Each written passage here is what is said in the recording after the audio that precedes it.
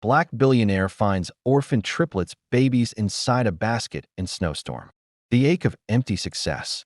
The silence in the penthouse was a physical thing. It wasn't peaceful. It was heavy, a polished, expensive quiet that seemed to absorb sound and hope with equal efficiency. Elijah Thorne stood at the wall of glass, a silhouette against the deepening indigo of a New York City evening. Below him, the usual glittering grid of Manhattan was being slowly smothered by a swirling, relentless snowstorm. He was 30 years old. 30. 30. The number echoed in the hollow space of his chest. It was supposed to be a milestone, a summit.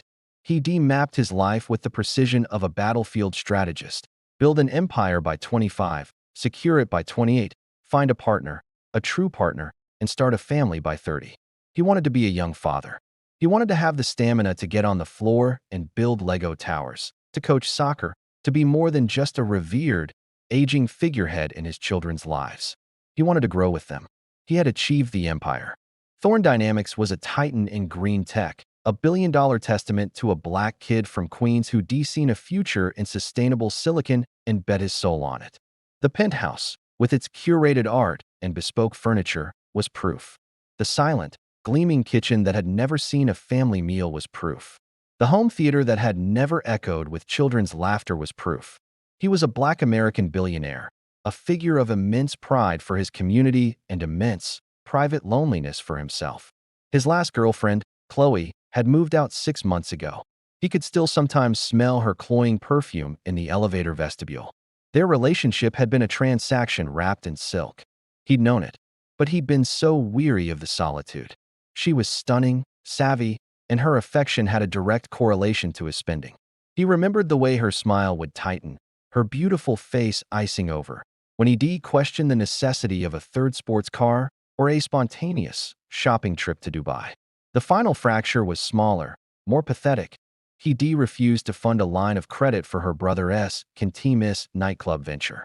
"You don't trust me," she'd accused, her eyes flashing with a genuine anger that only surfaced when the money flow was interrupted.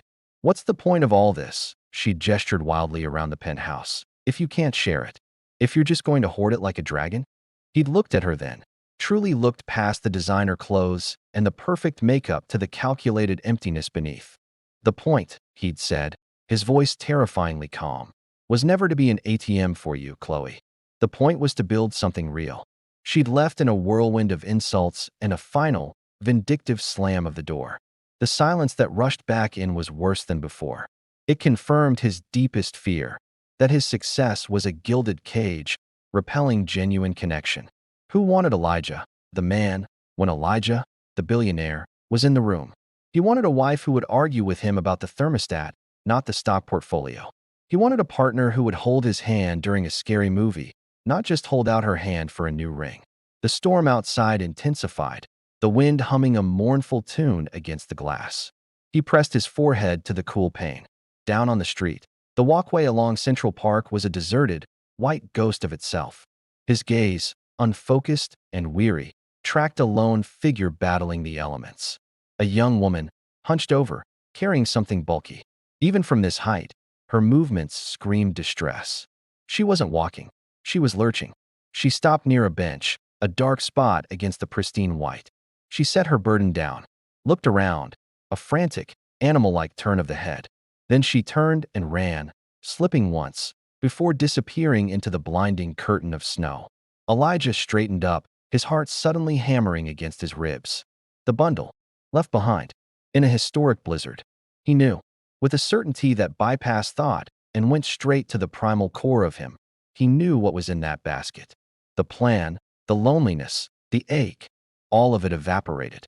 There was only the storm, the bench, and the abandoned bundle. He didn't grab his Brioni overcoat. He didn't call security. He simply turned from the window, crossed the vast, silent living space in 10 long strides, wrenched open the door to the emergency stairwell, and began to run down 20 flights, his dress shoes slipping on the concrete, his breath already coming in ragged gasps. The dragon was leaving his hoard behind, charging into the white, howling night for a treasure he couldn't yet name. A reckless act of despair. The world, for Aisha Johnson, had shrunk to the 4 trembling walls of a rented studio apartment and the terrifying, expanding truth of her own body. Just 4 months ago, she had been a ghost in her parents' immaculate brownstone in Brooklyn. Reginald and Cynthia Johnson's daughter.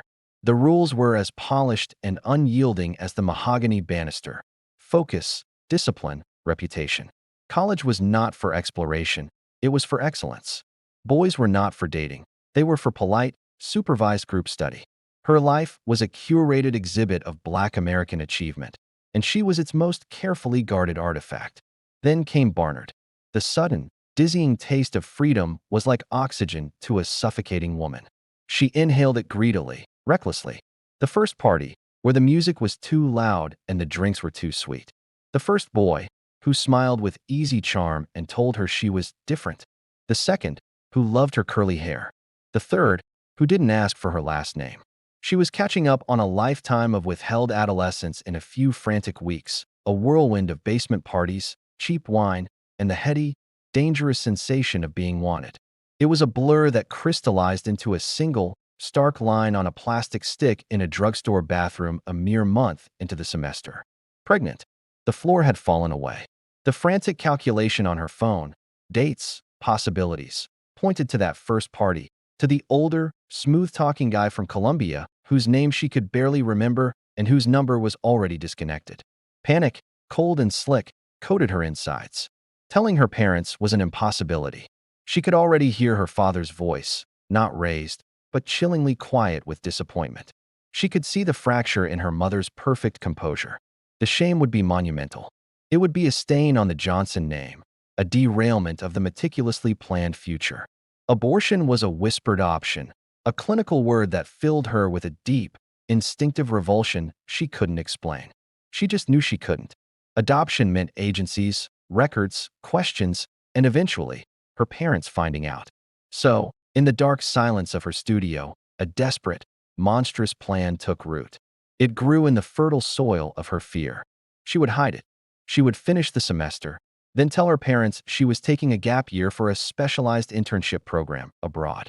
She'd find a place to stay, have the baby, leave it somewhere safe where it would be found immediately, and then disappear for a year to heal. It was a terrible plan, born of sheer, unadulterated terror. She clung to it because it was the only plan she had. But her body betrayed the simplicity of her nightmare. The swelling was profound, rapid. At a free clinic, using a fake name, the ultrasound wand moved over her gel-slicked stomach. The technician's eyes widened behind her screen. "Honey," she said softly, her voice filled with a kindness that felt like a knife. "You see that there? And there, and wow, you're having more than one. Triplets." The word was a death knell. It made her secret a ticking time bomb. It made her desperate plan seem laughably naive. How could she hide this? How could she abandon not one, but three? The next months were a hazy purgatory of baggy clothes, skipped classes, and relentless, aching fear. She moved like a phantom, avoiding friends, ignoring calls from home with vague texts about her heavy course load. Her body became a foreign, demanding vessel, a home to three lives she felt utterly unequipped to mother. The snowstorm the day they came felt biblical, a fitting backdrop for the end of her world. The contractions seized her in the empty apartment, sharp and merciless. There was number 911 call. No hospital.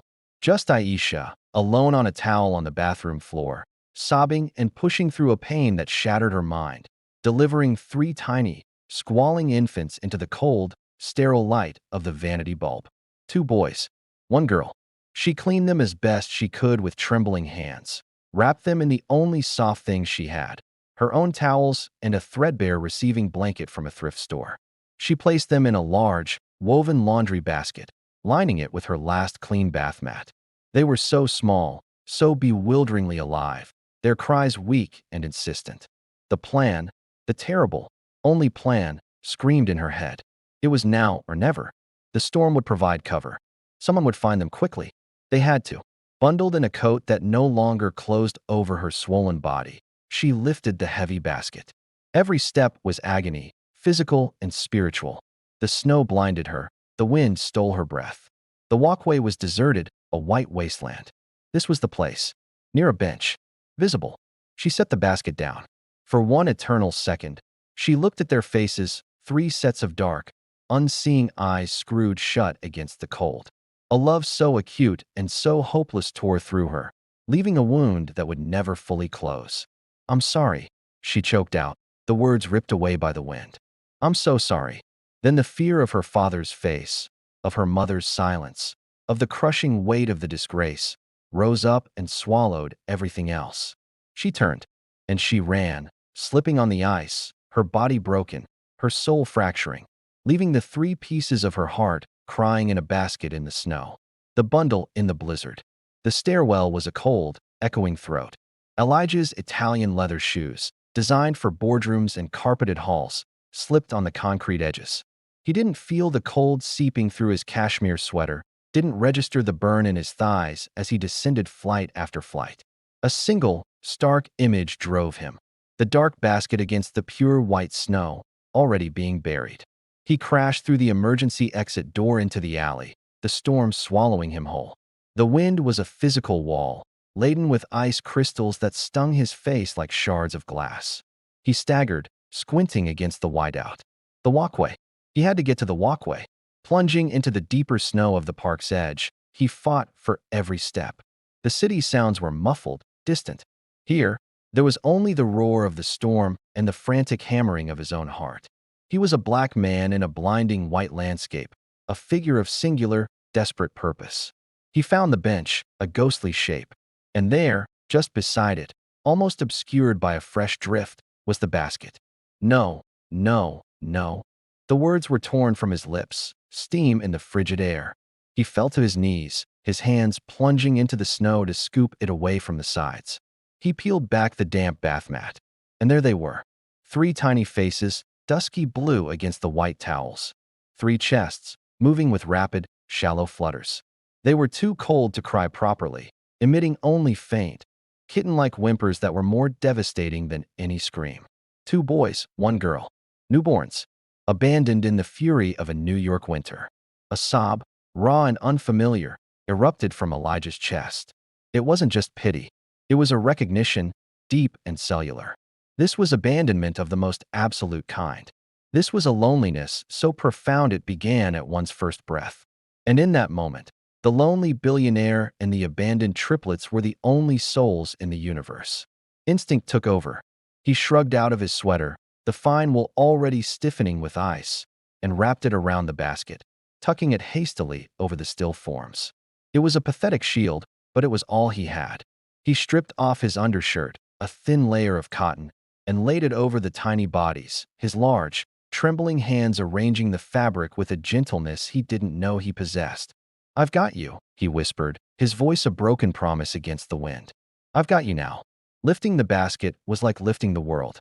He cradled it against his chest, his bare skin exploding in goose flesh, his core temperature plummeting. He turned his back to the worst of the wind, hunched over his precious cargo, and began the arduous trek back. Each step back to the building was a war.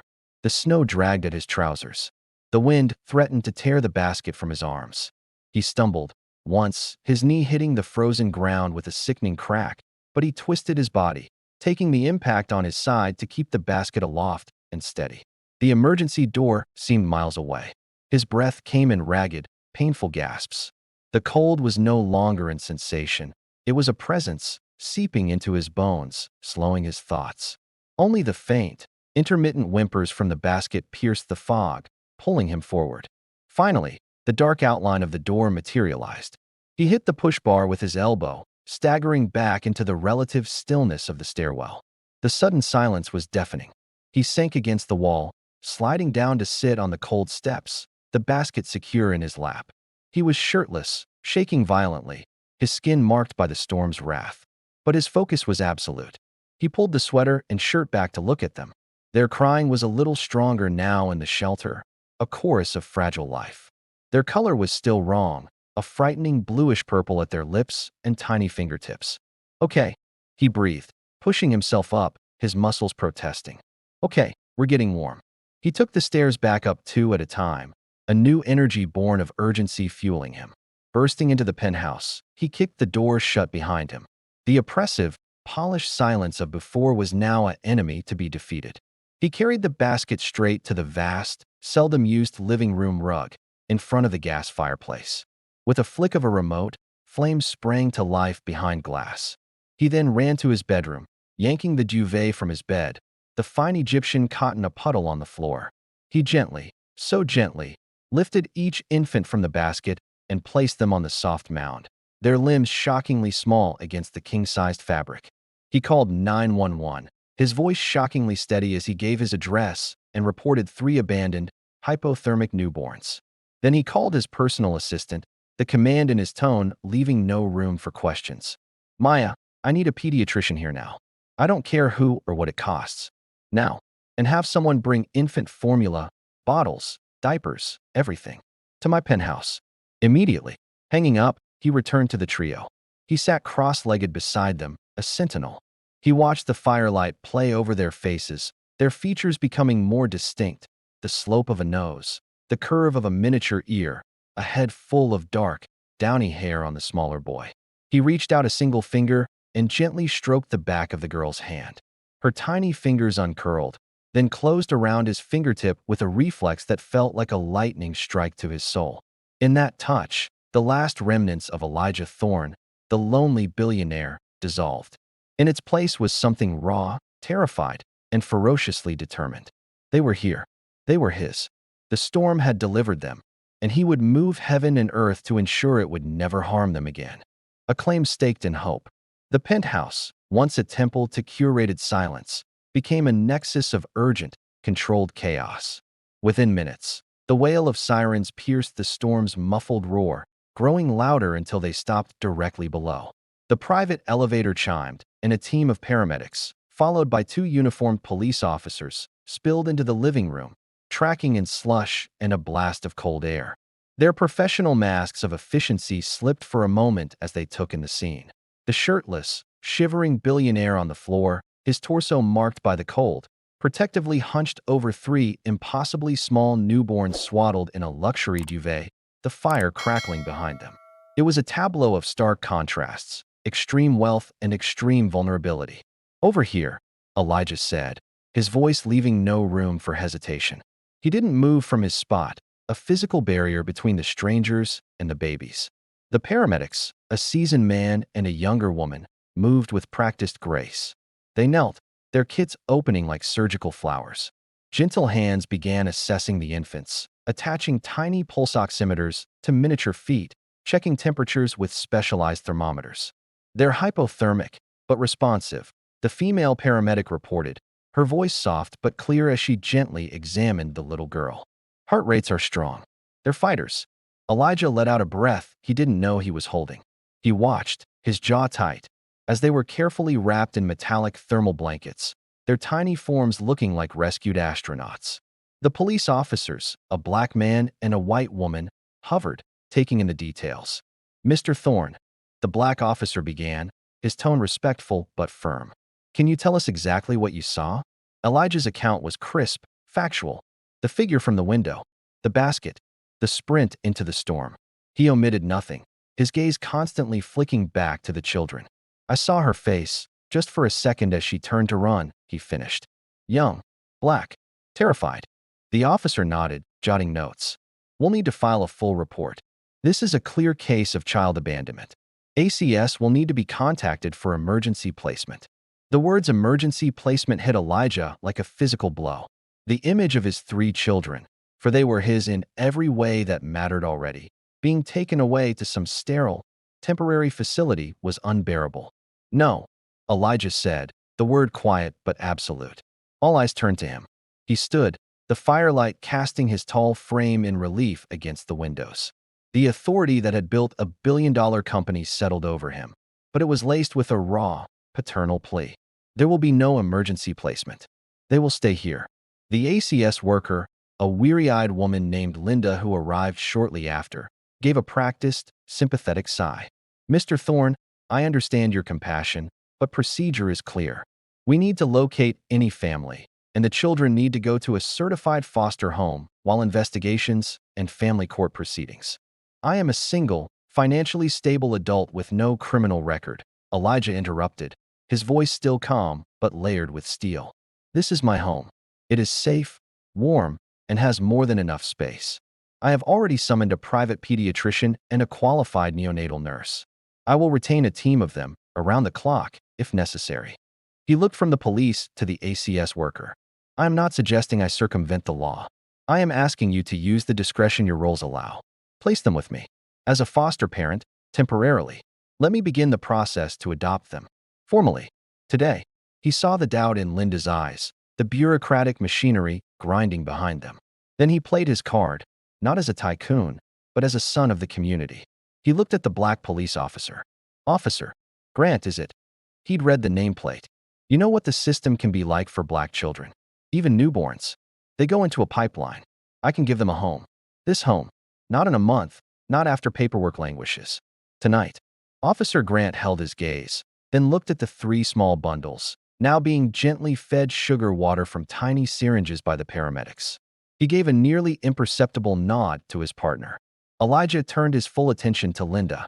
I will cooperate with every investigation. You can station a social worker here if you need to, but do not take them out of this warmth. Do not put them in a car seat and drive them through that storm to a stranger's house. He finally let the emotion he'd been holding back seep into his voice. Please. The room was silent except for the crackle of the fire and the soft sounds of the infants. Linda looked at the scene. The billionaire on his knees again, now gently holding a bottle of formula the paramedics had prepared as the female officer showed him how to angle it for the smallest boy. She saw the way his large hands cradled the baby's head as if it were made of glass. She pulled out her phone, stepping away to make a low-voiced call. After a few minutes, she returned. Emergency kinship placement is prioritized, she said, the bureaucratic language a thin veil for the concession. Given the extreme circumstances, the lack of immediate family, and your immediate and demonstrated commitment to their welfare, we can approve an emergency foster placement here, pending a full home study and the swift initiation of adoption procedures. A guardian ad litem will be appointed for the children. It wasn't a final victory, but it was a beachhead. It was permission to fight for them from within his own walls. Thank you, Elijah said, the words thick with relief. As the paramedics packed up and the police finished their report, the private pediatrician, a renowned specialist from Mount Sinai, arrived with a nurse. They took over the care with quiet expertise. Elijah answered more questions, signed temporary custody papers that made his hand tremble not from cold, but from significance. Hours later, the last official left. The penthouse was quiet again, but the silence was utterly new. It was filled with the soft hum of a medical-grade incubator that had been delivered for the smallest, the girl, Amara. He had already named her in his heart. It was punctuated by the sleepy, gurgling sounds of the 2 boys, Malachi and Zahir, now clean, fed, and swaddled in soft new blankets, sleeping in a twin bassinet by the fire. Elijah stood in the center of his living room, surrounded by the detritus of the night, medical packaging, empty coffee cups from the officers, the abandoned laundry basket in the corner. He looked at his children, their chests rising and falling in peaceful rhythm, safe from the storm. He had staked his claim, not with money, but with a desperate, hopeful love. The battle for forever would begin at sunrise, but for tonight, he had won the right to stand guard. He pulled a chair close to the bassinet, sat down, and prepared to watch over the first night of the rest of their lives. The names of a new future. The dawn after the storm broke, clear and brutal, the sun glaring off a city buried under 2 feet of snow.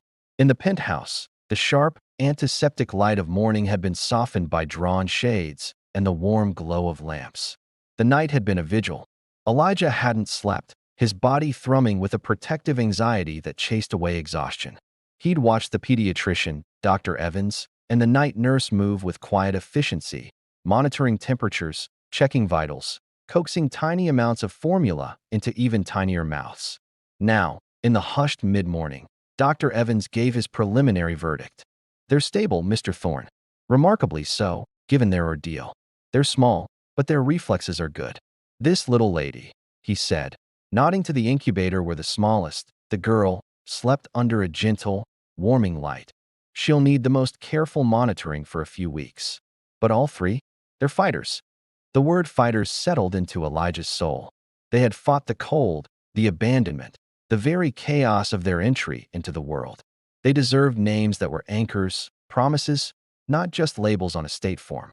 With the officials gone for the moment and the new day nurse, Eleanor, organizing supplies with a calm competence, Elijah finally allowed himself to simply be with them. He sat on the floor, his back against the sofa, the twin bassinet, and the incubator arranged before him like the most precious of treasures. He looked at the first boy, the one who had been the most alert, his dark, serious eyes seeming to take in the strange new world even in his sleep. He had a stillness about him, a quiet gravity.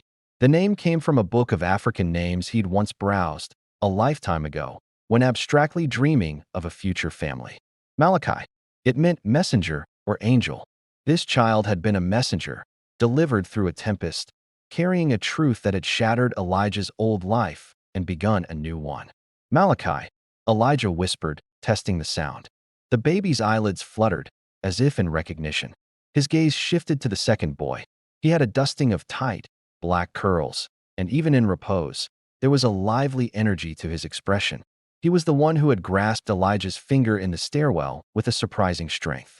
He needed a name that spoke of brightness, of a future that would not be dimmed. Zahir. Shining. Bright. It was a promise. You will not be left in the shadows. You will shine. Finally, he turned to the incubator. The little girl was the most fragile, her skin still seeming too delicate for the world. Her every breath was a gentle, miraculous struggle. She had survived the same storm, the same abandonment, with a fierce, quiet will. She embodied a concept that felt foreign to Elijah after his years of transactional relationships and lonely success. Unearned, miraculous favor. Amara. Grace. She was grace personified, a gift he had not asked for, did not deserve, but would protect with every fiber of his being. Malachi. Zahir. Amara, he said aloud, the three names weaving together in the quiet room. They were his children, the Thorn children.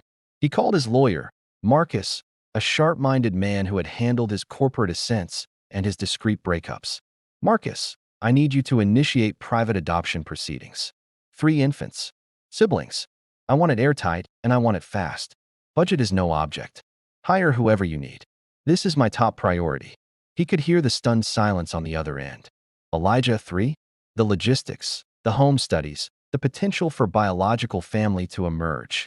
The biological family left them in a snowstorm. Marcus, Elijah said, his voice leaving no room for argument. Handle the logistics. I'll pass every study. This is happening. Next, he turned to practicalities with Eleanor, who had introduced herself as a retired neonatal nurse from Kingston with 40 years of experience. Her presence was a calm, maternal force in the apartment. We'll need a proper nursery, Elijah said, looking around the modern living space. This whole east wing. I want it converted. Eleanor nodded, her eyes wise. They'll need space to grow, Mr. Thorne. But for now, they just need consistency, warmth, and plenty of love. The fancy things can come later. But Elijah was already pulling up architectural plans on his tablet. He was a builder. It was what he did. He designed a space of soft, warm colors to replace the cool grays. Soundproofing for peaceful sleep. A sterilization station. A room for a live-in nurse. He already knew he would ask Eleanor to stay permanently. He ordered cribs, mobiles with soft, black cherubs, and shelves that stood empty. Waiting for the storybooks and toys of a childhood he was fiercely determined to give them. That evening, after another round of feedings supervised by Eleanor, she insisted he hold them. Skin to skin is good for them, and for you, Papa. Don't be afraid. He was terrified, but he sat in the wide armchair, and Eleanor placed Malachi carefully on his bare chest, the baby's head tucked under his chin. The weight was insignificant, but the warmth was profound. He felt the rapid, bird-like heartbeat against his own, the soft, trusting sigh as Malachi settled. A feeling of rightness, so deep it was tectonic, shifted inside him.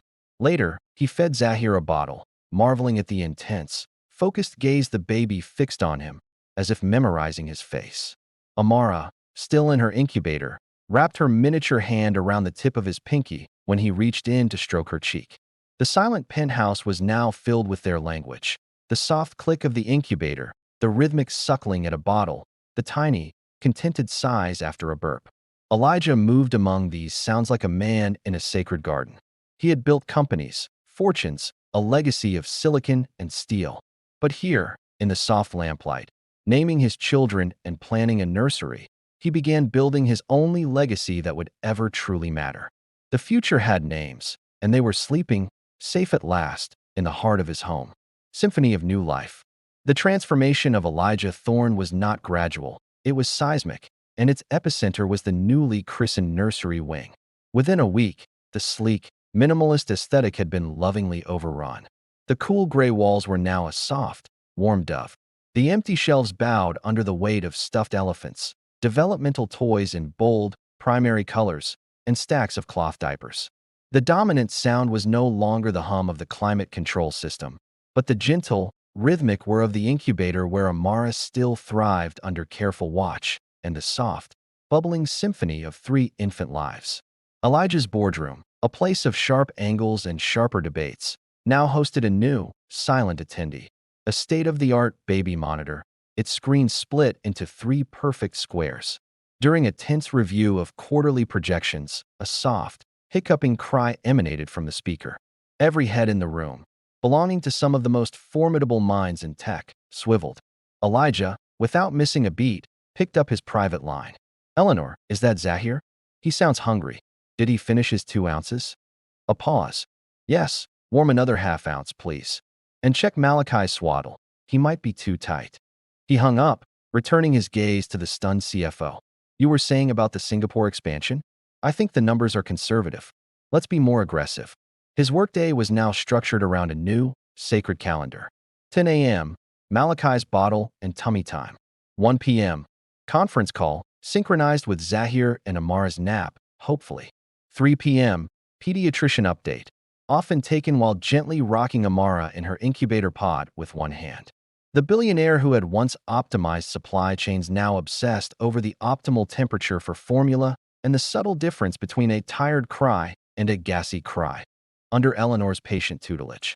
Eleanor was his anchor, a proud black woman with a voice like molasses and hands that held a lifetime of comfort.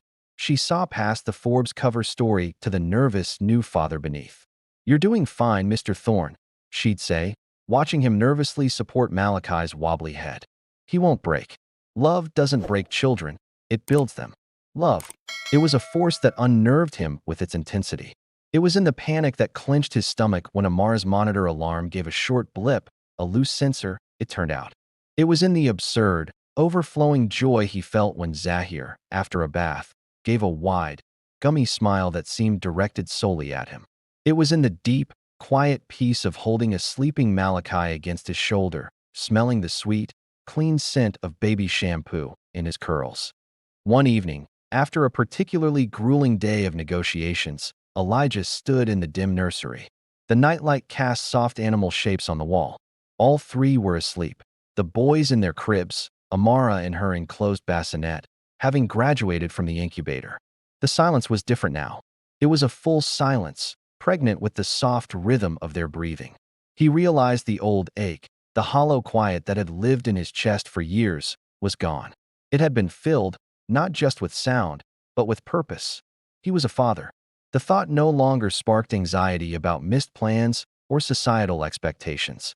It settled into his bones as a simple, profound truth. He was Malachi, Zahir, and Amara's father. He hadn't just saved them from a storm. They had salvaged him from a life of splendid, lonely irrelevance. The next morning, he did something he hadn't done since his own college days. He canceled his morning of meetings. He told his assistant to hold all calls.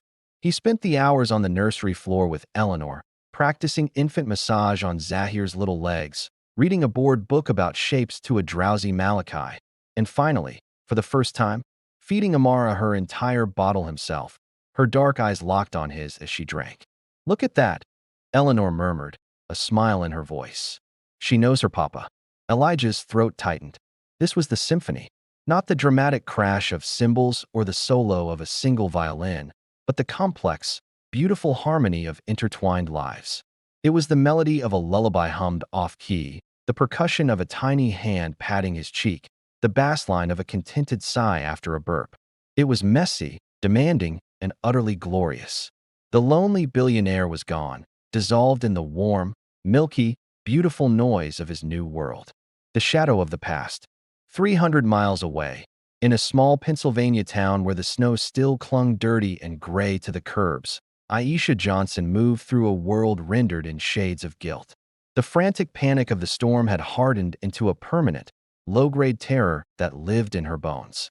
She'd taken the bus here the day after, using the last of her savings to rent a room above a struggling diner where she now worked, her hands perpetually smelling of grease and coffee.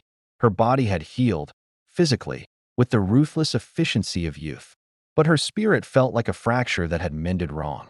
She existed in a state of suspended animation, a ghost haunting her own life. She'd sent the pre-written texts to her parents about the immersive European tech incubator, attaching generic, filtered photos of architecture from the internet. Their replies were filled with pride and questions she deflected with vague promises of limited connectivity. Every day was a battle against the images that flashed, unbidden, behind her eyes. The cold vanity light, the feel of tiny, wet limbs, the basket sitting on the snow, the sound of her own ragged breaths as she ran, a sound she now heard in her dreams, where she was always running, and the basket was always calling for her. Her tiny room was a shrine to her shame. She'd scoured the internet for any news from New York about abandoned infants. She'd found a single, brief article from a local blog, Triplets Rescued from Blizzard, Billionaire Philanthropist Provides Care. It named Elijah Thorne. It mentioned the children were in stable condition and that social services were involved. There were no pictures, no follow-up. It was a scrap, and she clung to it. Stable condition. They were alive. They were with a billionaire. It was more than she had dared hope for, and the relief was so sharp it felt like a new kind of pain. She'd look at her reflection in the smudged mirror of the diner's bathroom. This young black American woman with shadows under her eyes that no amount of concealer could hide. She saw her father's stern brow, her mother's elegant nose. The features of the Johnson legacy, now a mask hiding a secret that would destroy it. What would they say if they knew their daughter had not only gotten pregnant, not only had triplets out of wedlock, but had left them to die in the cold? Their disappointment would be a glacier, crushing her completely. She tried to numb the thoughts with the relentless monotony of work, taking orders, refilling coffees, scrubbing tables. But sometimes, a young couple would come in with a baby, and the sight of a tiny fist curled around a mother's finger would send a bolt of such acute agony through her that she'd have to hide in the walk-in freezer, letting the cold, which she now hated, shock her back into numbness. She thought of the man from the article, Elijah Thorne. She'd heard the name, distantly, in her father's bitter mutterings years ago, the ungrateful protege who'd soared too high. Did he have a wife? Were they kind to them? The not knowing was a constant, gnawing hunger. She had abandoned them to the unknown, and now the unknown was all she had. One night, after a double shift, she sat on the edge of her narrow bed and pulled out a small, locked journal. She didn't write about her day. Instead, with a hand that trembled, she wrote 3 names.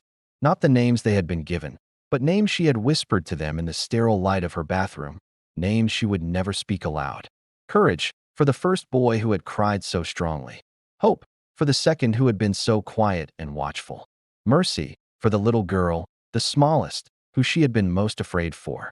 Tears dripped onto the page, blurring the ink. She was their mother, and she was a stranger. She had carried them, brought them into the world, and then she had fled. The shadow of that choice stretched long behind her, darkening every sunrise, every interaction, every silent moment in her lonely room. The storm had passed in New York, but in Aisha Johnson, it raged on, an eternal winter of her own making. The envelope of truth. The first year with the triplets was a kaleidoscope of firsts, a whirlwind measured in ounces gained, inches grown, and milestones that felt like personal victories. First smiles. Zahir's was a wide, gummy affair that crinkled his whole face. Malachi's was a slower, more thoughtful upturn of the lips. Amara's first coo, a sound so delicate Elijah held his breath to hear it. Their first Christmas, a riot of wrapping paper and bewildered stares at the twinkling lights. Elijah's penthouse was now definitively a home, its cold elegance warmed by pastel playmats, a fleet of bouncing chairs, and the constant, sweet scent of laundry detergent and baby lotion. Elijah himself had been transformed. The sharp, guarded edges of the lonely billionaire had softened into the comfortable, slightly rumpled demeanor of a hands-on father. He could be seen in the building's lobby, expertly maneuvering a triple stroller, exchanging knowing nods with other parents. His board meetings still commanded respect, but they now ended with him checking his phone for pictures from Eleanor. Zahir rolled over. Malachi found his feet. Amara held her rattle. The adoption process, greased by Marcus's relentless legal team and Elijah's flawless, passionate performance in every home study, was nearing its final stage. The social worker's reports glowed with phrases like exceptional attachment, secure environment, and thriving development. The children were legally known as Baby Boy A, Baby Boy B, and Baby Girl C, but in every heart and mind, they were the Thorne children. Then, on a bright Tuesday afternoon, the final envelope arrived. It was thick, legal-sized, bearing the insignia of the family court. Marcus had already called to say the judge was ready to sign the final adoption decree.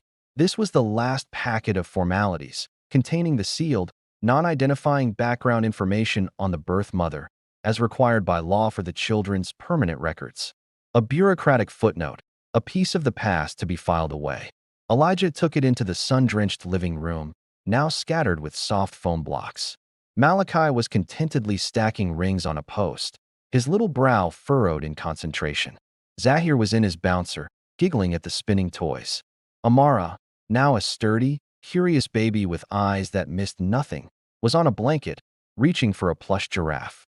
With a sense of quiet triumph, Elijah slid his finger under the flap. This was the last door to close before their future was permanently, irrevocably his. He unfolded the cover letter from the court, then the attached social services summary. He read the birth mother's name, Aisha Johnson. The air left his lungs. A cold, unnatural stillness settled over the room. The name echoed, familiar and terrifying.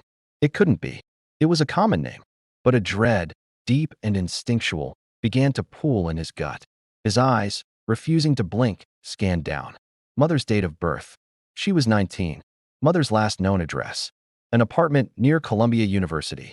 His heart was a frantic drum against his ribs. Then he saw it. The section titled Family of Origin. Mother's parents, Reginald Johnson and Cynthia Johnson, née Wallace. The words seemed to leap off the page and strike him physically. Elijah recoiled, the paper crinkling in his suddenly numb hands. A high-pitched ringing filled his ears, drowning out the children's happy sounds. Reginald and Cynthia Johnson. Uncle Reggie. Aunt Cynthia. His father's best friend. The man who had taught him to tie a tie, who had slipped him a $500 check when he'd gotten into MIT, whispering, "For books, and maybe one good steak, son. You've earned it." The woman who had hugged him at his own father's funeral, her perfume a scent of safety, and said, "You have a family with us, Eli. Always." The family that had vanished from his life when Thorne Dynamics landed its first major cover story in Forbes, when the protege began to eclipse the mentor. The bitter, unexplained phone call from Reggie, full of accusations of ingratitude and stolen ideas. The door that had slammed shut, leaving Elijah, then in his early 20s, orphaned for a second time. And their daughter, Aisha. He had a vague memory of a shy, gawky girl with long braids, hiding behind Cynthia's legs at summer barbecues. He'd lost all track of her. Now, the dates, the locations, the horrific, impossible symmetry of it all came crashing down. The triplets, found a few blocks from Columbia. Aisha's age. The rift that had always felt like an open wound. He looked up, his vision swimming. His gaze landed on Malachi, who had succeeded in stacking all his rings and was now looking at Elijah, his head tilted as if sensing the seismic shift in the room.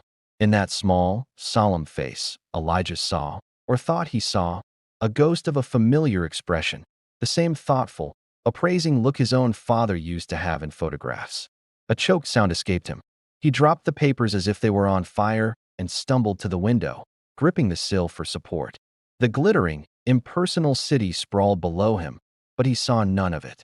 The children he loved more than life itself, the children he had rescued from a storm, were not just random orphans. They were the grandchildren of Reginald and Cynthia Johnson. They were connected by blood to the man who had been a second father to him, and to the woman who had been a sanctuary.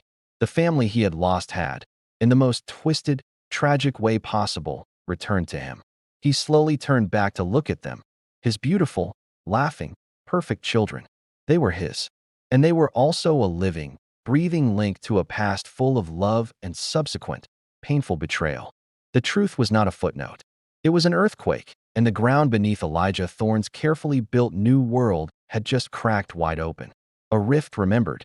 The papers lay scattered on the floor like fallen leaves. Elijah stared at them, but the words had already burned themselves onto the back of his eyes. Reginald Johnson and Cynthia Johnson. A sickening vertigo took hold. The cheerful sounds of the nursery, Zahir's squeal of delight, the soft clatter of Malachi's blocks, receded, replaced by the echoing silence of a memory long buried. Suddenly, he was no longer in the penthouse. He was 22 again, sitting in the warm, cluttered study of the Johnson brownstone in Brooklyn. The air smelled of old books, lemon polish, and the faint, sweet pipe tobacco Uncle Reggie only indulged in on special occasions. "You see this clause, Eli?" Reggie's voice was a low, patient rumble. He pointed a thick finger at a contract draft. "This is where they get you. They make it look like a partnership, but it's a cage. You remember that. Your intellect is your own. Don't let them patent your soul." Elijah, all hungry ambition and profound gratitude, had nodded, drinking in the wisdom. Reggie Johnson wasn't just his father's friend. After Elijah's dad passed, Reggie had become a beacon. He was a self-made man, a successful black engineer who'd navigated the corporate white spaces of the 80s and carved out a kingdom of respect. He'd taken Elijah in, given him summer jobs, funded his first prototype. To Elijah, he was a giant.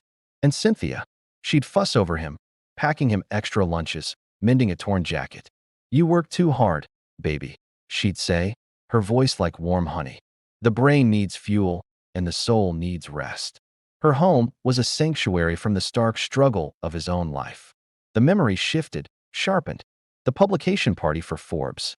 30 under 30. His face, young and beaming, on the cover. Elijah had been elated. He'd dedicated the profile to Reggie in his heart, saved a copy for him first. But when he presented it, the reaction was not what he'd expected. Reggie's smile had been tight, his congratulatory slap on the back a little too hard. Cynthia's hug was brief. "We're so proud," she'd said, but her eyes held a strange, wary distance. The cold call came a week later. Reggie's voice, stripped of its warmth, came down the line like gravel. "That article, Elijah. It read like you built that company in a vacuum." "Sir." Elijah had been bewildered. All that talk about lone genius, self-taught coding through the night. No mention of the mentorship, the seed money, the connections I opened for you. The anger was cold, controlled. "You're forgetting your foundation, son. Building your statue on borrowed ground." "Uncle Reggie, that's not true. I mentioned your guidance in the interview, but the editor cut it for space. They said it was." "I don't care what they said." The control snapped. "I see the trajectory. You're using the ladder I gave you to climb right past me, to make me look like a footnote in your glorious story. Well, you can have your glory, but you'll do it without my name in your mouth or my hand on your back." The line went dead. Elijah had called Cynthia, desperate. Her voice was clipped, final. "Elijah, Reggie's heart can't take this ingratitude. It's best we just take a step back." Ingratitude. The word had been a brand. He'd wept, not just for the loss, but for the misunderstanding. He'd tried letters, emails, silence. The door to that brownstone, once always open, was sealed shut. It was a wound that never fully healed, a piece of his history amputated. Now, in the present, Amara let out a determined coo, pulling his shattered focus back to the sunlit room. He looked at her, really looked, and for the first time, he searched for echoes beyond himself. The shape of her eyebrows, wasn't there a hint of Cynthia's elegant arch there? The set of Malachi's jaw, so serious for a baby, did it mirror the stubborn pride he'd seen in Reggie's profile when he felt disrespected? A horrifying, beautiful possibility began to take shape, more felt than understood. The triplets. Aisha's age. The family history he knew Cynthia had. Wasn't there an aunt who'd had twins? Multiple births were genetic, carried in the bloodline. His mind, trained to connect disparate data points, now performed a terrifying calculation. The rift had been about legacy, about being overshadowed. And now, Reggie and Cynthia's own blood legacy, their grandchildren, had been abandoned, left to die, only to be found and claimed by the very protege Reggie had cast out. It wasn't just a tragic coincidence. It was a cosmic knot, tied with strands of pride, fear, and desperate choices. The children were not merely connected to his past. They were the living, breathing reconciliation of it. They were a second chance at family, crafted from the broken pieces of the first. Elijah sank to his knees on the floor amidst the scattered papers and the brightly colored toys. He reached out a trembling hand, and Zahir, ever the gregarious one, immediately grabbed his finger, babbling happily.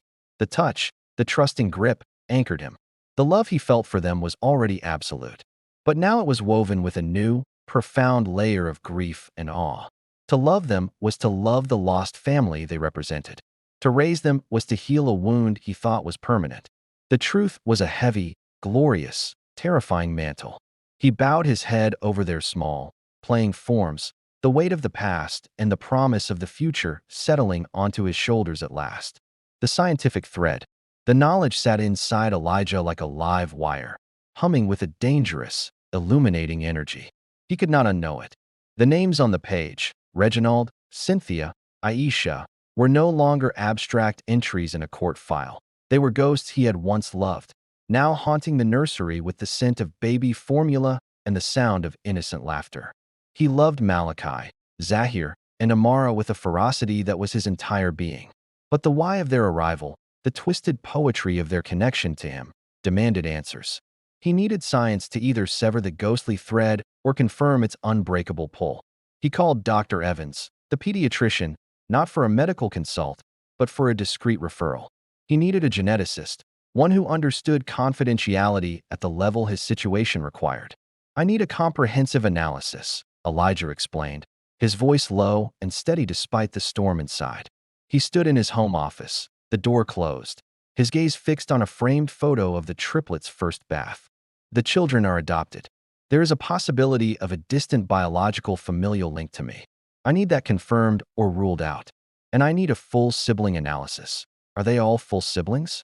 What can the markers tell us?" A day later, a discreet woman named Dr. Anya Sharma arrived with a portable kit. Her demeanor was calm, her explanations clinical. She took cheek swabs from a bewildered but cooperative Malachi, a giggling Zahir, and a solemn Amara. She then took one from Elijah. "The familial link analysis will look for shared DNA segments that suggest a common ancestor," Dr. Sharma explained, sealing the samples. "It won't specify the relationship, uncle, cousin, etc., but it will indicate a statistical likelihood of a blood connection. The sibling test will be definitive on their relationship to each other." The wait was an exquisite torture. For a week, Elijah moved through his routines, feeding, playing, board meetings, with a part of his mind perpetually in that genetic lab. He studied the children with a new, searching intensity. He looked for himself and found only them. Malachi's thoughtful gaze was his own. He was sure of it. Zahir's exuberance reminded him of his mother, long gone. Amara's delicate features, were they Cynthia's? Or was his longing painting pictures where none existed? He found himself pulling up old digital photos, the few he had from the Johnson years. A barbecue, a graduation. He zoomed in on Reggie's smile, Cynthia's profile, the young, shy Aisha in the background. He compared them to the pictures on his phone from yesterday. Zahir splashing in the bath, Malachi intently examining a leaf, Amara sleeping with her fist curled by her cheek. The heart sees what it wants to see, and his heart was a tumultuous sea of hope and dread. Finally, Dr. Sharma's email arrived. "Report ready." The attachment sat in his inbox for 2 hours. He put the children down for their afternoon nap, asked Eleanor to hold all calls, and retreated to his office. The sun streamed in, incongruously cheerful. He opened the document. The language was cold, precise. Subject S minor A Malachi, minor B Zahir, minor C Amara. Reference: adult male Elijah Thorne. Sibling analysis conclusion: subjects A, B, and C are confirmed to be full biological siblings, sharing both maternal and paternal genetic markers. He let out a breath he didn't know he was holding. They were a complete set, a unit. The next section made his heart stutter. Familial link analysis conclusion. Analysis of shared autosomal DNA segments indicates a high statistical probability of a biological familial relationship between the reference, Elijah Thorne, and subjects A, B, and C. The percentage of shared DNA is consistent with a relationship in the range of second cousin or closer. Second cousin or closer. The room tilted. The cold data was a validation that thrilled and terrified him. It wasn't a fluke. It wasn't his imagination. Their blood and his blood held a conversation across generations. He scrolled down. There was a final, clinical note in the analysis summary. Of incidental note, the genetic markers associated with a predisposition for dizygotic, fraternal, twinning, and multiple births are strongly present in the maternal genetic lineage of the subjects. The final piece of the terrible, beautiful puzzle clicked into place. The triplets weren't a random tragedy.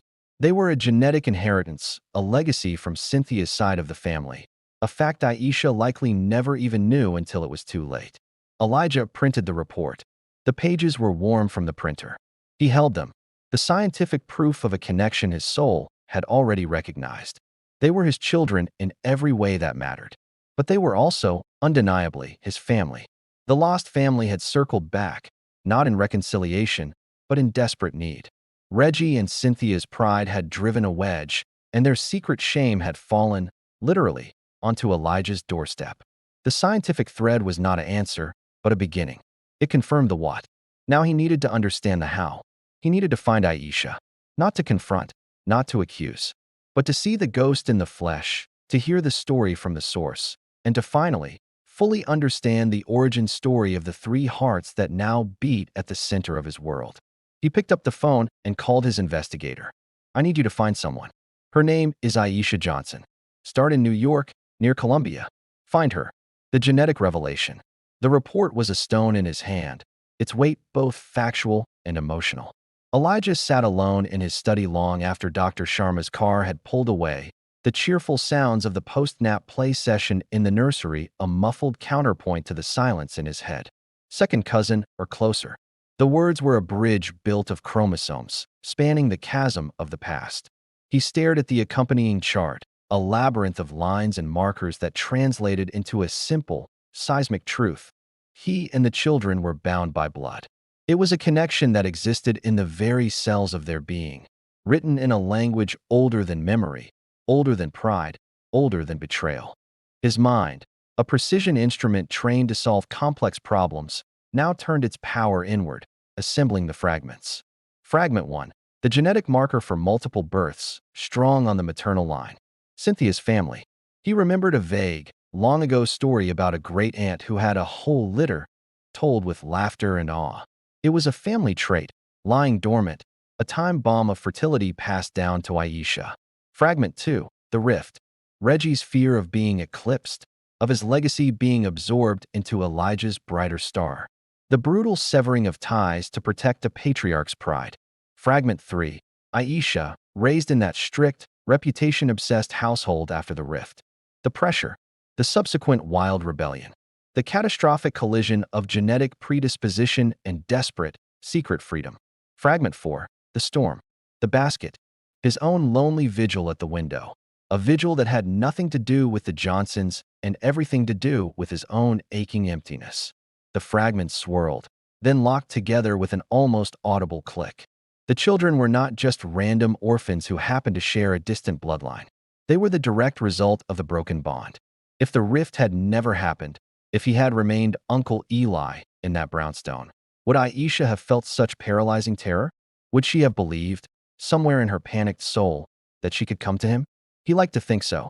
But the rift had isolated her, too, leaving her with only the towering, intimidating figures of her parents as her moral compass. A compass that pointed only to shame. These children were the living, breathing consequences. They were Reggie's pride and Aisha's fear made flesh. And they were Cynthia's genetic legacy, manifested in triplicate. A soft knock at the door. Eleanor peered in, Amara on her hip. Someone's looking for her papa after her snack, she said gently, her keen eyes missing nothing of his solemn expression. Elijah stood, the report falling to the desk. He took Amara, settling her against his chest. She immediately buried her face in his neck, her small hands patting his shoulder. He held her, this tiny girl who carried the genetic blueprint for twins and triplets, a blueprint she would one day need to understand. He walked out into the nursery. Zahir was doing a determined, bottom-scooting crawl toward a rolling ball. Malachi sat surrounded by books, not turning pages, but intently studying the pictures as if decoding them. He looked at them, his children, and saw them anew. They were his salvation, but they were also a reconciliation. In raising them, he was mending a break he didn't create. He was honoring the good parts of Reggie and Cynthia, the mentorship, the care, by loving their grandchildren with an unwavering devotion. He was providing the safety for Aisha's children that she, in her terror, could not. The love he felt was now layered with a profound, humbling sense of purpose. This was bigger than his initial desire for a family. This was stewardship. This was healing a generational wound through sheer, deliberate love. The genetic revelation wasn't a complication, it was a clarification. It explained the deep, instinctual pull he'd felt from the very first moment in the snow. It wasn't just compassion, it was recognition. A call of blood to blood, across parking lots and past grievances. He kissed Amara's soft curls. "You are so loved," he whispered, his voice thick. "All of you. You are loved for who you are, and you are loved for the history you carry. We're going to carry it together." The science had given him the map. Now, he needed to complete the journey. He needed to find the starting point. He needed to look into the eyes of the young woman who had been as much a victim of the rift as he had been, and in doing so, perhaps free them both. The investigation into Aisha's whereabouts was underway. The next chapter of their story, of all their stories, was waiting to be written. Finding Aisha. The investigator, a man named Ross who specialized in discreet, high-stakes searches, found her in 3 days. The report was concise. Aisha Johnson, waitress, currently residing in a small town in Pennsylvania. An address, a schedule, a grainy, long-lens photograph of her leaving a diner, her shoulders hunched against a different, lesser cold. She looked thin, older than her 20 years, her face a mask of weary resignation. Elijah studied the photo, his heart a knot of conflicting emotions. This was not the ghost from his memories or the monster of his imagination. This was a girl, broken and scared. The anger he might have expected to feel toward the woman who left his children to die was absent, burned away by the understanding of her circumstances and her lineage. He saw Reggie's stubborn jawline in her profile, the shadow of Cynthia's elegant neck. He saw the child he remembered, now tragically grown. He knew he couldn't arrive as Elijah Thorne, billionaire, adoptive father. It would be too much, too threatening. He needed to be a stranger, a neutral party who could draw out the truth without sending her fleeing back into the shadows. He planned it with the care of a military operation. He told Eleanor he had an urgent, overnight business trip. He left detailed lists, kissed 3 sleepyheads goodnight, and felt a physical pang as the elevator descended. He drove himself, the sleek car feeling incongruous on the quiet, snowy streets of the small town just before dawn. He waited in a rented sedan across from the diner as the sky lightened. He saw her arrive, unlocking the door, flipping on the lights. She moved with the automatic efficiency of someone performing a daily penance. When the morning rush subsided, he went in. He took a booth in the corner. He wore simple, expensive clothes that didn't shout wealth, but whispered it. A cashmere blend sweater, dark trousers. He looked like a consultant passing through, which was the point. She approached, order pad in hand. Her smile a practiced, vacant curve. "Coffee, please. Black." His voice was calm. He waited until she returned with the mug. "And, if you have a moment, I was hoping to ask you about something." Her guard, already high, went up further. "I'm working. It's about your parents. Reginald and Cynthia." The color drained from her face so completely, he thought she might faint. The order pad trembled in her hand. She looked at him with raw, animal panic. "Who are you?" "My name is Eli," he said, using the old, familiar diminutive deliberately. It was a name from the before times, a name Uncle Reggie had used. "I knew them. A long time ago. I've been trying to reconnect. I heard about a family situation. A difficult situation." He saw her mind racing, trying to place him, to assess the threat. The family situation could mean anything. The rift, her disappearance, or the secret she carried. She assumed the worst. "I don't know what you're talking about," she whispered, her eyes darting toward the kitchen. "I'm not here to cause trouble." Aisha, using her name, made her flinch. "I think I might be able to help. I know things have been hard. I know you've been alone with it." The word "it" hung between them, ambiguous and profound. A tear escaped, tracking down her cheek. She swiped at it angrily. "I have to work. I'll be at the park by the river after your shift," he said softly, placing $100 bill under his untouched coffee cup. "If you want to talk. No pressure. No consequences. Just talk." He left, his own heart hammering. He'd cast the line. He could only wait. He spent the hours walking by the frozen river, the cold biting through his coat. He thought of the other river, the one of fear and shame that had carried her to that snowy walkway.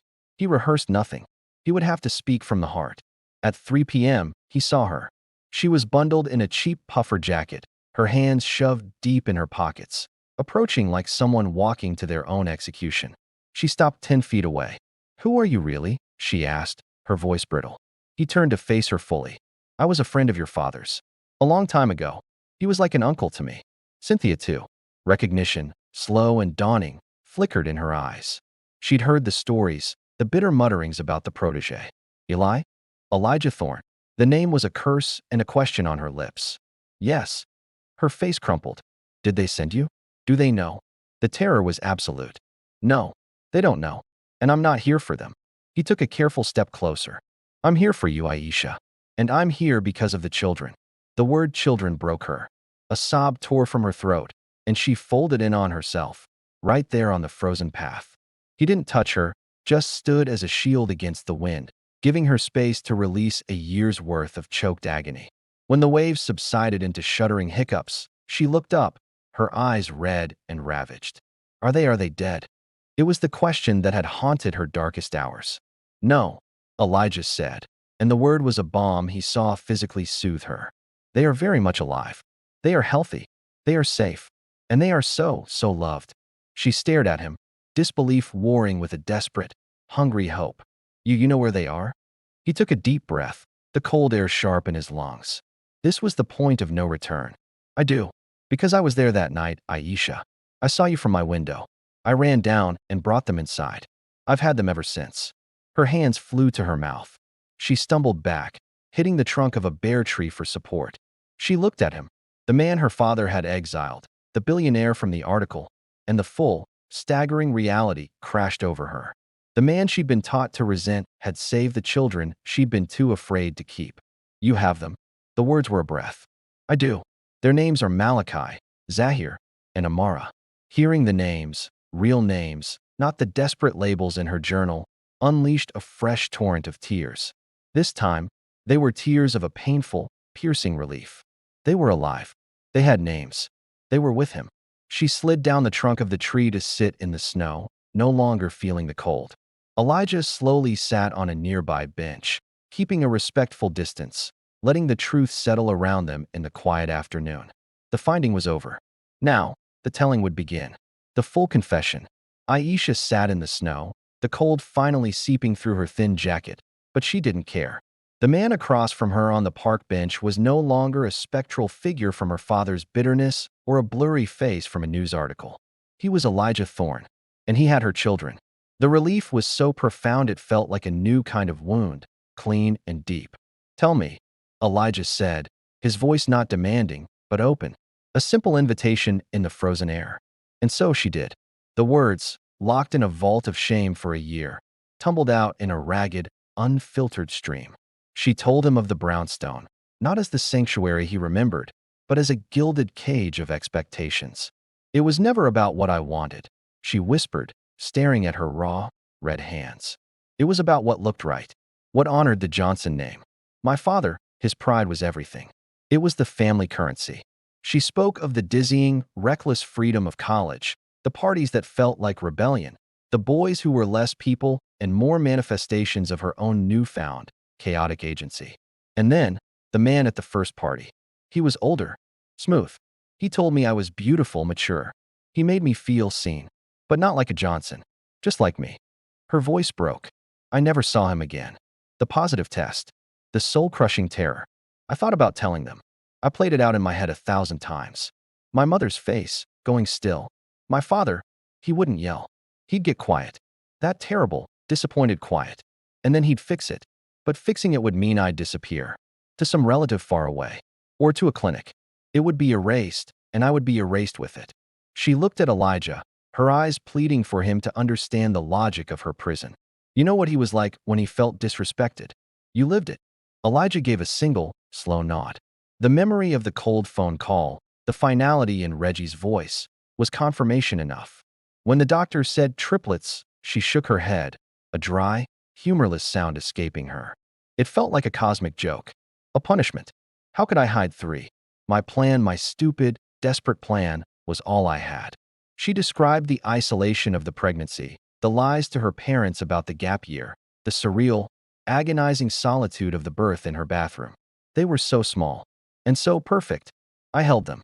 For a little while, I just held them, and I was more terrified than I'd ever been. Then, she came to the storm. The basket, the walk. I kept telling myself someone good would find them fast. A nice couple, a nurse getting off shift. I prayed for that. I didn't pray for them to be taken back. I knew I couldn't. I just prayed they'd be found by someone with a bigger heart than mine. She finally looked directly at him, her gaze clear through the tears. I read the article. Later. About the billionaire. I didn't connect it to you, not really. I just held on to the words stable condition. It was the only thing that let me breathe. Elijah listened, his own heart a heavy, aching weight in his chest. He heard the story not of a monster, but of a terrified child, crushed between genetic fate and familial pride. He saw the ghost of the shy girl at the barbecue, now shattered by an impossible choice. Your father, Elijah said softly, the words chosen with care. Our disagreement. It made you feel you had no one to turn to, didn't it? A fresh wave of tears. Yes, if you had still been around. Uncle Eli, she let the fantasy hang, unfulfilled. Maybe. I don't know. But you weren't. You were part of the problem in his eyes. Another thing that had gotten too big, too successful, outside of his control. How could I bring my catastrophe to the very person who represented that to him? The tragic, circular logic was complete. Reggie's pride had driven Elijah away, creating a void where a trusted confidant might have been. That same pride had then terrified Aisha into silence, and her silence had led to the abandonment that delivered her children to Elijah's doorstep. It was a closed loop of pain, with the triplets at its center. He cut me off, Elijah confirmed, his voice low with remembered hurt. Because my success, to him, looked like ingratitude. He couldn't stand being in the shadow of the boy he'd helped raise. Aisha nodded, wiping her nose with the back of her hand. That's him. The shadow. He spent his life making sure he cast a long one. Anything that threatened to cast its own. She trailed off, the sentence unfinished but understood. They sat in silence for a long moment. The only sound the distant rush of the frozen river and the wind in the bare trees. The full, ugly, human truth lay between them, acknowledged. Malachi, Zahir, Amara. Elijah said again, reclaiming the space with their names. They're thriving. Amara was the smallest, but she's a warrior. Zahir laughs with his whole body. Malachi, he has this quiet, serious way of looking at the world. Like he's figuring it all out. As he spoke, he saw a transformation come over her. The harsh lines of guilt and fear softened, just a little, replaced by a yearning so profound it was palpable. She was hearing not just that they were alive, but that they were becoming. They had personalities, futures. Do you? She began, her voice barely a whisper. Do you have pictures? Elijah didn't hesitate. He took out his phone, scrolled past corporate graphs, and opened his photo gallery. He handed it to her. Aisha took the device as if it were holy. She saw them. Not frozen images of newborns, but babies with fat cheeks and bright eyes. Malachi staring intently at a mobile. Zahir mid-giggle, a blur of joy. Amara, held in Elijah's large, secure hands, looking curious and content. She saw love in every frame. She zoomed in, tracing the lines of their faces with a trembling finger, her tears falling silently onto the screen. When she finally handed the phone back, her composure was different. The panic was gone. In its place was a vast, aching grief, but also a dawning, fragile peace. They're beautiful, she breathed. They look happy. They are, Elijah said, putting the phone away. And they will be. I will make sure of it. It was a vow, not a boast. She heard the difference. The confession was over. The truth had been aired in the cold Pennsylvania afternoon. And in its place, between the man who had lost a family and the woman who had given one up, a new, tenuous understanding began to grow. The past had been excavated. Now, they had to decide what to build on its ruins. Circles closed and opened. Aisha's tears, which had flowed so freely, now slowed to a silent stream as she handed the phone back. She looked at Elijah, not the phantom from her father's stories, not the distant billionaire from the article, but the man whose eyes held the images of her children. She saw the love there, deep and unshakable, and it was both a salve and a new kind of heartbreak. "You're going to keep them," she said. It wasn't a question, but a final, quiet acceptance. "They are my children," Elijah replied, the words simple and absolute. "In every way that matters. I am their father. The adoption is almost final."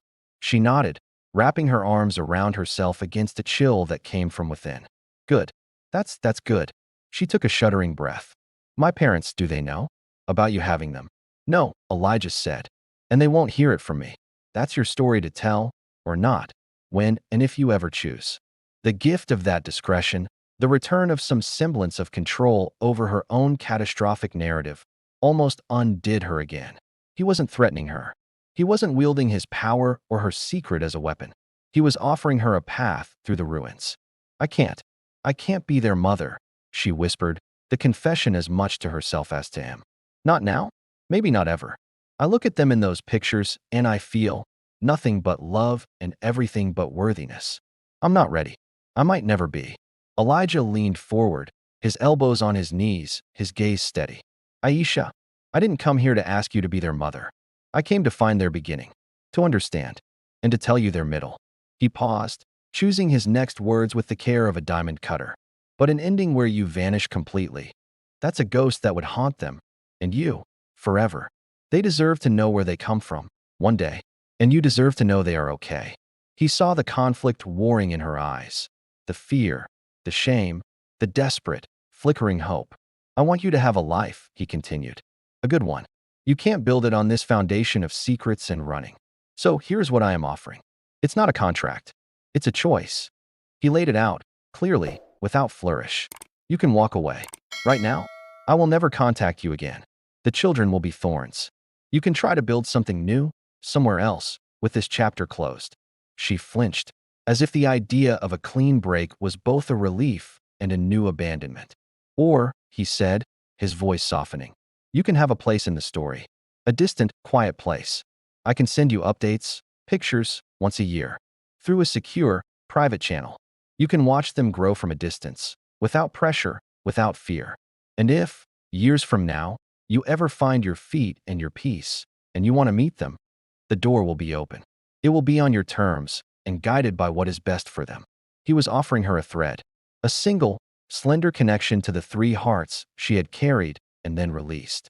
It was more than she had ever dreamed of having, and it asked of her the one thing she wasn't sure she possessed, the courage to not fully let go. She was silent for a long time, watching the weak winter sun glitter on the icy river. "They'll hate me," she finally said, her voice small. "They will have questions," Elijah corrected gently. "Complex ones. And I will answer them, when they're old enough, with truth and without poison. I will tell them their first mother was very young and very scared, and that she loved them enough to want a better life for them than she could give. I will tell them she helped me find them, so I could be their dad. That will be the truth." He was rewriting the narrative, not with lies, but with a compassionate framing that could one day foster understanding, not hatred. He was building a bridge for them, too. Aisha looked at him, really looked, and for the first time, she saw past the successful man to the orphan he had once been, the boy who understood loss and the value of chosen family. "You're a good man, Elijah Thorne," she whispered. "My father was a fool." The words, and the sentiment behind them, closed a circle that had been left open for a decade. It was an absolution he hadn't known he needed. "I'll take the updates," she said, her voice gaining a shred of strength. "Please. And thank you. For running into the storm. For being the person I prayed would find them."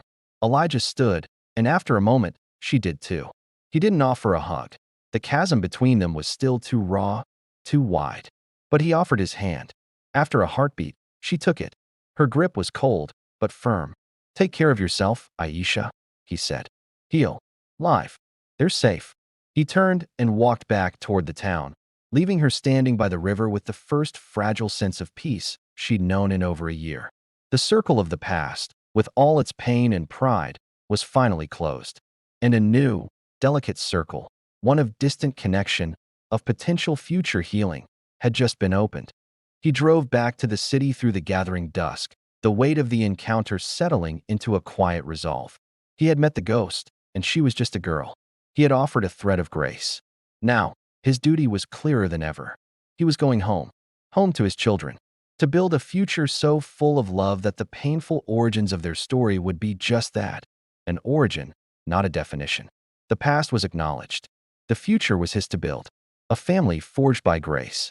The city lights rose to meet him as he drove, a familiar tapestry of ambition and isolation that no longer defined him. The penthouse, once a symbol of solitary achievement, now pulled him like a magnet. He needed to be there, to see them, to breathe in the air that held their scent. When the private elevator opened, the warm, buttery scent of Eleanor's oatmeal cookies greeted him first, followed by the symphony he now lived for. The soft, rhythmic beep of the dishwasher, the gentle hum of the white noise machine from the nursery, and beneath it all, the sweet, sleeping silence of his children. Eleanor met him in the foyer, her wise eyes reading the exhaustion and profound peace on his face. They went down easy, Papa. All three, dreaming of whatever babies dream of. Thank you, Eleanor, he said, his voice rough with emotion. He squeezed her hand, a gesture of gratitude that went far beyond employer and employee. He shed his coat and moved on silent feet to the nursery. The nightlight cast the room in a soft, celestial blue. He stood in the doorway, a sentinel on the threshold of his world. There they were, his miracles. Malachi slept on his back, one small fist curled by his ear, his chest rising and falling with the deep, steady rhythm of a child who felt utterly secure. In his serene face, Elijah no longer searched for ghosts of the past. He saw only Malachi's own unique, thoughtful spirit, a boy who would one day contemplate the stars and ask profound questions. Zahir was sprawled on his tummy, face smushed to the side, a picture of abandoned joy even in sleep. He was the embodiment of the light his name promised, a child who would fill rooms with laughter and embrace the world with an open, trusting heart. And Amara, his grace. She slept in a cocoon of blankets, her long lashes casting tiny shadows on her cheeks. The fragility that had once terrified him had been replaced by a quiet, resilient strength. She was the bridge, the healer, the living proof that beauty could emerge from the deepest storm. The love that swelled within him was a tidal wave, so vast it threatened to pull him under. But it was a benevolent force. It cleaned out the last, dusty corners of his old loneliness, scoured away the residual ache of Reggie's betrayal, and softened the sharp edges of his pity for Aisha. This love was a forge, and in its heat, the disparate, painful elements of their story, his isolation, Aisha's fear, Reggie's pride, were being melted down and remade. They were being forged into something new, something unbreakable, a family. He walked to each crib, placing a feather-light kiss on each warm forehead. "Daddy's home," he whispered, a vow in every syllable. He moved to the wide armchair by the window, the one where he had first held Malachi skin to skin. He sank into it, looking out at the glittering, indifferent city. But the view was different now. It was no longer a kingdom to be conquered, but a backdrop to the sacred drama unfolding within these walls. Tears came then, not the frozen tears of the blizzard, nor the shocked tears of the genetic report, nor the weary tears of the confrontation by the river. These were quiet, cleansing tears. They were the tears of a man who had journeyed through the wasteland of success and found himself, inexplicably, in the promised land of belonging. He had wanted to grow with his children. Now he understood the deeper truth. He was growing because of them. They were teaching him about a love that asked for nothing, a patience he never knew he possessed, a joy found in the most mundane moments. They were healing the orphan in him, not by replacing his past, but by making a future so vibrant it outshone the old shadows. The threads of their lives, a severed mentorship, a young girl's terror, a lonely man's vigil, had been tangled, torn, and stained. But grace, that unearned and merciful force, had woven them back together into a fabric more beautiful and strong than any one thread could ever be alone. He was Elijah Thorne, a Black American man, a billionaire, a builder, but above all, he was a father. The father of Malachi, Zahir, and Amara. Their story began in a storm of desperation, but it would be written in the calm, steady language of chosen love. The hum of the city was a distant lullaby. In the quiet nursery, surrounded by the breath of his sleeping children, Elijah Thorne closed his eyes. He was not alone. He was home, and his heart, once an echoing chamber of solitude, was now filled to overflowing with the silent, mighty music of a family forged by grace. And so, our story finds its quiet close here, in the warmth of a nursery, under the watchful gaze of a man who found his purpose not in a boardroom, but in a basket left in the snow. We witnessed a lonely man's ache turn into a father's fierce devotion. We saw a young woman's paralyzing fear slowly begin its long thaw toward a fragile peace. And we watched three tiny lives, born from chaos and abandonment, blossom in the sunlight of a love that was both destined and chosen. This was a tale of how the coldest storms can deliver the greatest blessings, how the threads of our past, no matter how broken, can be woven into a stronger future, and how family is not always born from blood, but is forever built in the heart. Thank you for walking this path of blizzards and breakthroughs, of secrets and salvation, with Elijah, Aisha, Malachi, Zahir, and Amara. Their journey of healing and hope continues, just off the page, in a world they are now building together. Thank you for watching.